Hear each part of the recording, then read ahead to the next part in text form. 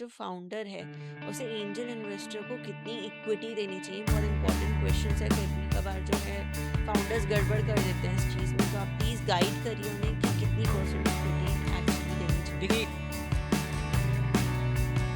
अब सर जो angel investor है इस जो स्टेज है उसमें सबसे ज़्यादा एक्टिव रहता है। अब सर अगर हम लीगल डॉक्यूमेंटेशन और कंप्लायंस की बात करें तो स्टार्टअप फाउंडर्स कौन-कौन सी गलतियाँ करते हैं जो हमारी ऑडियंस को एक तरीके से नहीं करनी चाहिए, ध्यान रखनी चाहिए। Walking the world, don't know why.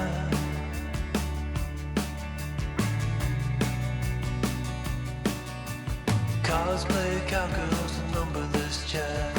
नमस्ते दोस्तों और स्वागत है आप सभी का फाइनेंस की बात फाइनेंस सेवा के साथ के एक और शानदार और नॉलेज पैक्ड एपिसोड में। मैं हूं आपकी होस्ट दृष्णा और आज का एपिसोड हर startup founder, entrepreneur, innovator, student, entrepreneur, incubator member, investor और बिजनेस एंथुजियास्ट के लिए बेहद खास होने वाला है, क्योंकि आज हम बात करने वाले हैं उस सवाल की जो लगभग हर स्टार्टअप फाउंडर के दिमाग में कभी ना कभी ज़रूर आता है। एंजल इन्वेस्टमेंट कैसे मिलता है, कब मिलता है, किसे मिलता है, कौन देता है और सबसे महत्वपूर्ण एक फाउंडर इन्वेस्टर तक पहुंचे कैसे। दोस्तों, भारत आज दुनिया के सबसे बड़े स्टार्टअप इकोसिस्टम्स में से एक बन चुका है। हर दिन नए स्टार्टअप्स लॉन्च हो रहे हैं, नई टेक्नोलॉजीज बन रही हैं, नई प्रॉब्लम सॉल्व हो रही हैं और नए एंटरप्रेन्योर्स अपने सपनों को रियलिटी में बदलने की कोशिश कर रहे हैं। लेकिन किसी भी स्टार्टअप की ग्रोथ का सबसे बड़ा फ्यूल क्या होता है? फंडिंग। क्योंकि चाहे आपके पास कितना भी ब्रिलियंट आइडिया क्यों ना हो, उसे प्रोडक्ट में बदलने के लिए, टीम बनाने के लिए, मार्केटिंग करने के लिए, टेक्नोलॉजी डेवलप करने के लिए और बिजनेस स्केल करने के लिए पूंजी यानी कैपिटल की ज़रूरत होती है। और यहीं से शुरू होती है एंजल इन्वेस्टमेंट की कहानी। कई फाउंडर सोचते हैं कि इन्वेस्टर्स सिर्फ बड़े स्टार्टअप्स में पैसे लगाते हैं या फंडिंग सिर्फ उन लोगों को मिलती है जिनके पास कॉन्टैक्ट्स होते हैं, लेकिन सच्चाई इससे काफ़ी अलग है। आज एंजल इन्वेस्टर्स ऐसे फाउंडर्स की तलाश में रहते हैं जो प्रॉब्लम सॉल्व कर रहे हों, जिनके पास स्केलेबल बिजनेस मॉडल हो और जिनमें एग्जीक्यूशन की क्षमता हो। लेकिन सवाल ये है, एंजल इन्वेस्टर आखिर होता कौन है? स्टार्टअप की किस स्टेज पर एंजल फंडिंग मिलती है? इन्वेस्टर फाउंडर्स में क्या देखते हैं? पिच डेक कितना महत्वपूर्ण है? वैल्यूएशन कैसे तय होती है? इक्विटी कितनी देनी चाहिए? फंडिंग रेस करने की सही स्ट्रैटेजी क्या है? इंक्यूबेटर्स, एंजल नेटवर्क्स और फैमिली ऑफिसेस की क्या भूमिका होती है? और फाउंडर्स फंडिंग जर्नी की तैयारी कैसे करें?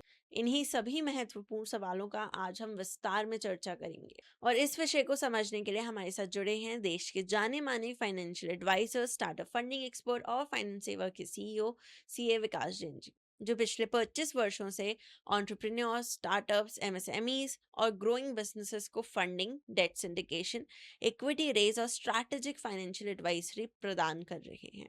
लेकिन दोस्तों, आगे बढ़ने से पहले एक छोटा सा महत्वपूर्ण अनाउंसमेंट। अगर आपको चाहिए project finance, working capital, BGLC, supply chain finance, vendor finance, dealer finance, MSME loan, NBFC funding, venture debt, export import finance, bill discounting, credit report, CMA data, project report, DPR, pitch deck, finance tools या courses, तो visit कीजिए financesaver.com, जहां CA Vikas Jain और उनके expert team startups, entrepreneurs, MSMEs और growing businesses को provide करती हैं end to end funding solutions और स्ट्रैटेजिक फाइनेंशियल एडवाइजरी।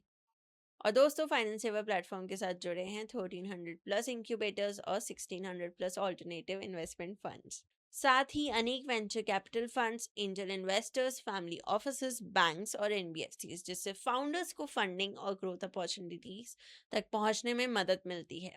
कॉल और व्हाट्सएप ऑन 9863020202 और दोस्तों, अगर आप चाहते हैं कि startup funding, investment, business growth और एंटरप्रेन्योरशिप से जुड़ी प्रैक्टिकल नॉलेज आप तक रेगुलरली पहुंचती रहे, तो वीडियो को लाइक कर दीजिए, चैनल को सब्सक्राइब कर लीजिए और इस एपिसोड को अपने एंटरप्रेन्योर दोस्तों, स्टार्टअप फाउंडर्स और बिजनेस कम्युनिटी के साथ ज़रूर शेयर कीजिए।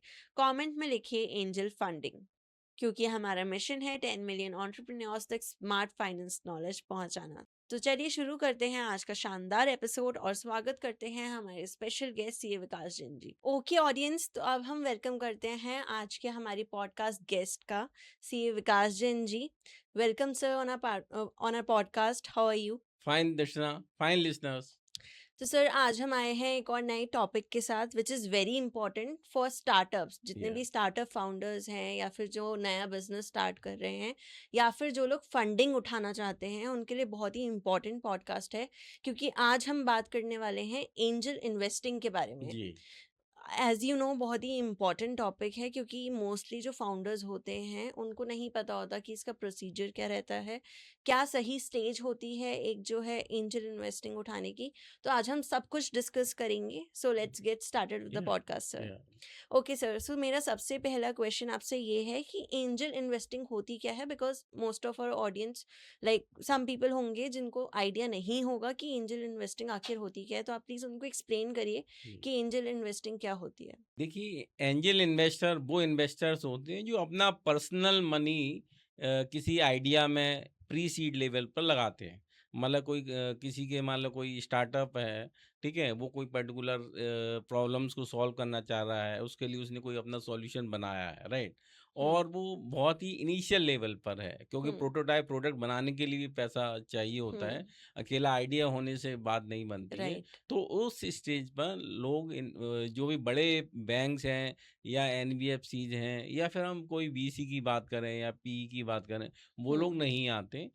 इनिशियल लेवल पर एंजल इन्वेस्टर ही आते हैं जो कि आइडिया को सपोर्ट करते हैं, राइट। ये अमाउंट 10 लाख से लेके 2 करोड़ रुपए तक का हो सकता है, तो इसको एंजल इन्वेस्टमेंट बोलते हैं ओके। basically। जी सो मतलब जब आप बिल्कुल इनिशियल लेवल पर हो हाँ, और जी मोस्टली लोग प्रेफर नहीं करते हैं ऐसे स्टार्टअप्स को जी फंडिंग जी देना, जी तब एंजल इन्वेस्टर आके उनको फंडिंग देता है। बिल्कुल कोई ऑलराइट। रिस्क फैक्टर ज़्यादा होता है तो हम्म। उस समय जो है थोड़ा सा प्रिकॉशन इन्वेस्टर लेता है।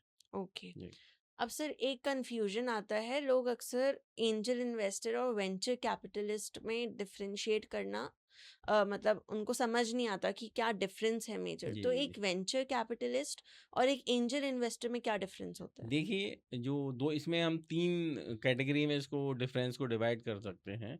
जो एंजल इन्वेस्टर होता है वो बेसिकली अर्ली स्टेज में पैसा लगाता है, जबकि जो वेंचर कैपिटलिस्ट होता है वो एक बार रेवेन्यू सेट हो जाता है और फिर जब वो हम्म। नेक्स्ट ग्रोथ के लिए पैसा चाहिए, स्केल करने के लिए पैसा चाहिए, हम्म। तब वेंचर कैपिटलिस्ट आते हैं। पहला तो ये डिफरेंस है। ओके। दूसरा डिफरेंस ये होता है कि जो एंजल इन्वेस्टर्स हैं उनका प्रोसेस थोड़ा सा स्लो, मतलब कम प्रोसेस में हम्म। कोई भी रिक्वायरमेंट पूरी हो जाती है, उनका ड्यू डिलिजेंस भी कम रहता है। हम्म। जबकि जो वीसी होते हैं उनका जो प्रोसेस है ड्यू डिलिजेंस का काफ़ी बड़ा रहता है, टाइम भी ज़्यादा लगता है और उनसे डिसीजन मिलने में भी टाइम लगता है। तीसरा और एक डिफरेंस होता है, जो एंजल इन्वेस्टर्स होते हैं उनका अपना पर्सनल पैसा होता है, जबकि जो बीसीज होते हैं उसमें पब्लिक का पैसा होता है और वो पब्लिक के या जो अपने उनके इन्वेस्टर्स हैं उनके बिहाफ पे पैसा डालते हैं।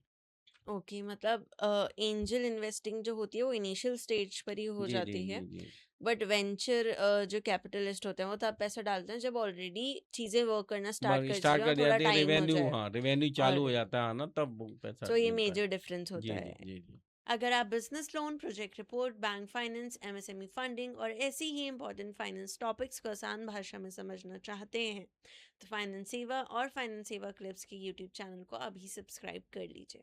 इस वीडियो से जुड़ी पूरी डिटेल आपको डिस्क्रिप्शन बॉक्स में मिल जाएगी और स्क्रीन पर भी इसकी जानकारी आपको दिख चुकी है।